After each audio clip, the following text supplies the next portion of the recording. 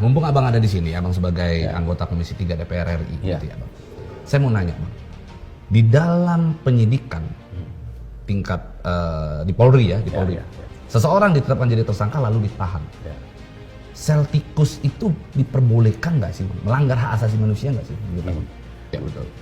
Saya juga baru dengar kasus fisikanya ada sel tikus itu. Oke. Dan ketika ditunjukin situasi dan fakta-faktanya, tentu mengagetkan saya. Ya, 4 bulan. Dan jikalau itu benar, tentu itu salah. Nah, yang bisa saya lakukan hari ini dan teman-teman di Komisi 3 barangkali adalah mempertanyakan, benarkah ada sel tikus itu? Dan kalau itu ada, Anda harus hapuskan. Harus hapuskan. Harus dihapuskan. Tidak boleh ada sel tikus. Semua sel tempat tahanan memenuhi standar undang-undang. Ya. Harus itu. Meskipun dalam praktek kita melihat ruang tahanan sudah terlalu sempit bagi banyak orang. Ya.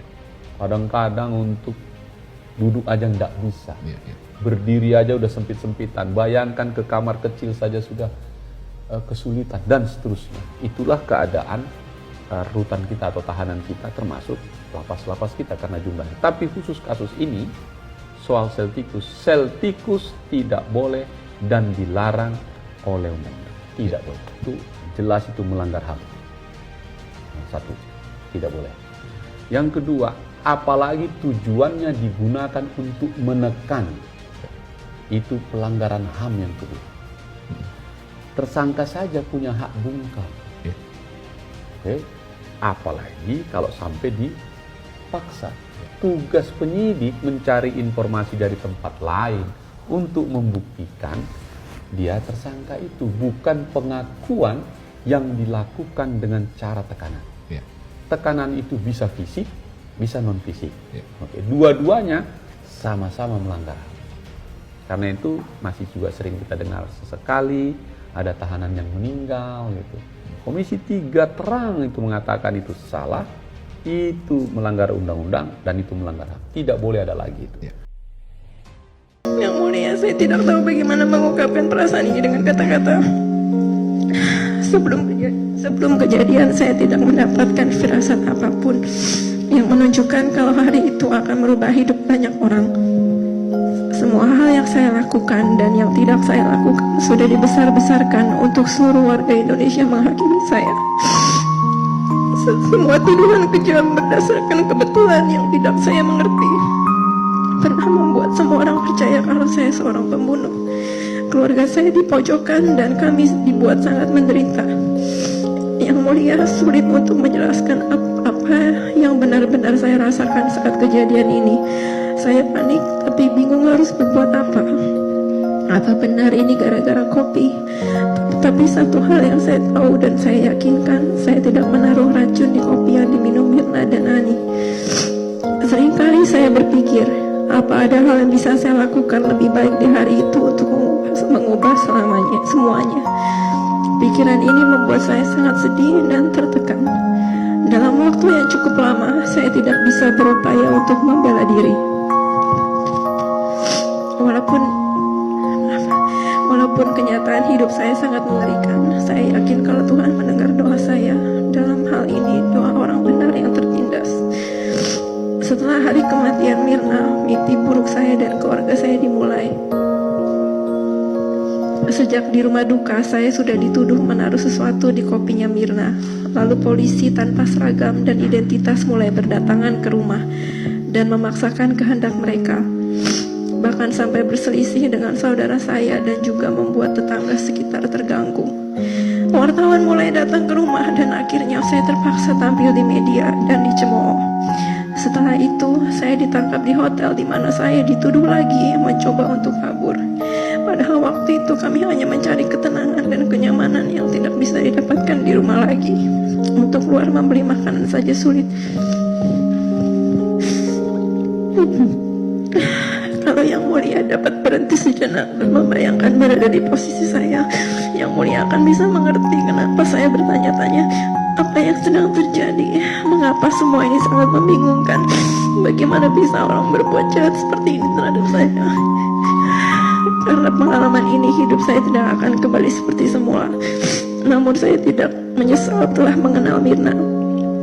Dan dia akan selamanya hidup di hati saya sebagai teman yang baik.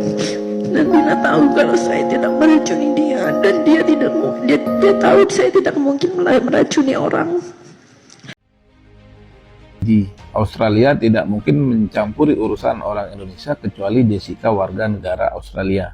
Menurut Edi Dermawan, hasil pembicaraan dengan polisi Australia, Jessica memang sedang mengurus dan akan segera menjadi warga negara Australia. Itulah yang menyebabkan polisi Australia ikut campur dalam rangka untuk melindungi Jessica, karena Jessica akan segera menjadi warga negara Australia, sehingga Australia memiliki kewajiban untuk melindungi warga negaranya. Itu menurut Edi Dermawan. Bagaimana bisa percaya sama Edi? Australia tidak mungkin. Anggota Komisi 3 DPR RI Hinca Panjaitan mengungkap bahwa proses peradilan yang sedang dijalani oleh Jessica merupakan pelanggaran HAM. Pelanggaran HAM yang sangat kejam diantaranya ketika Jessica Wongso berada di sel tikus selama 4 bulan lamanya dengan kondisi kamar yang gelap, kecil, ada tikus, kecoa, dan lain-lain. Hal ini tentu membuat mental Jessica hancur sehancur-hancurnya. Namun, berkat kesabaran dan keteguhan yang dimiliki oleh Jessica, Jessica rela menderita demi memegang teguh kebenaran.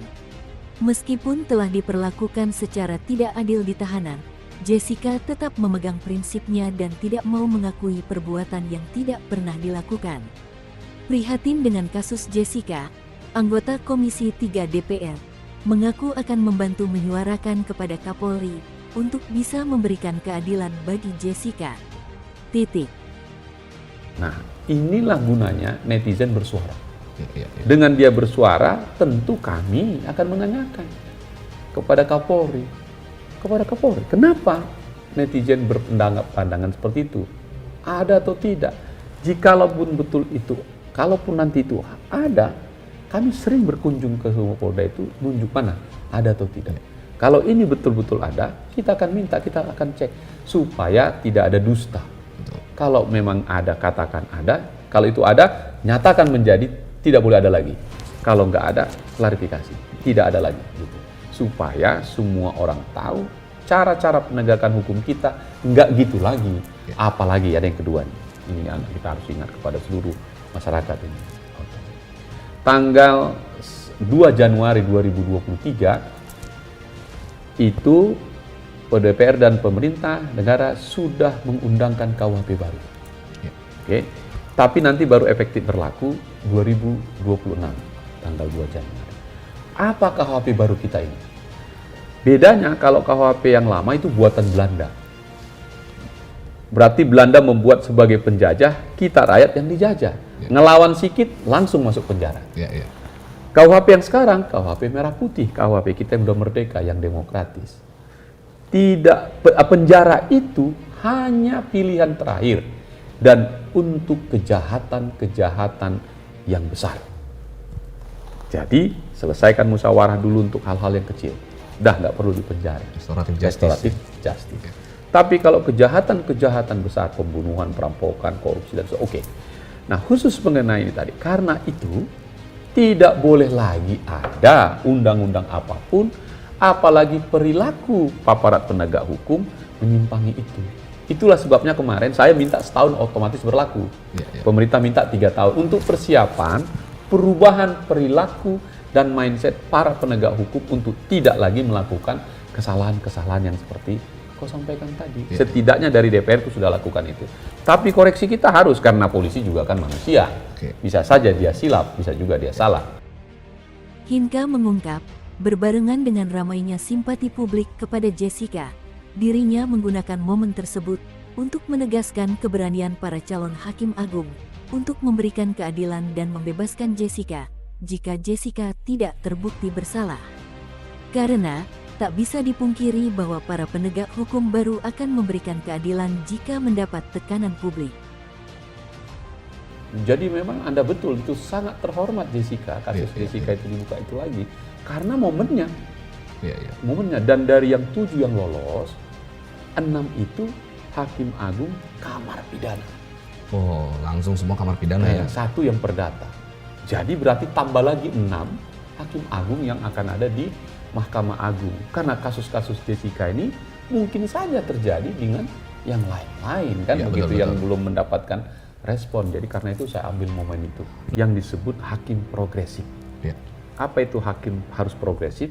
Katanya hakim yang bisa menjemput, merasakan rasa keadilan di luar persidangan. Artinya suara-suara yang muncul itu juga harus menjadi pertimbangan Bahan dia pertimbangan, ya. menguatkan Ya. fakta-fakta di persidangan. Jadi misal harusnya kalau hakim itu merasa nggak puas dengan salah satu ahli atau saksi yang diajukan, bisa saja dia menganjurkan atau meminta either jaksa atau pengacara hadirkan lagi yang bisa memperkuat ini. Saya butuh lagi yang ini. Bisa itu. Meskipun datangnya itu datang dari si jaksa karena dia yang menuntut. Sebaliknya, si pengacara juga bisa menghadirkan untuk mengcounter itu.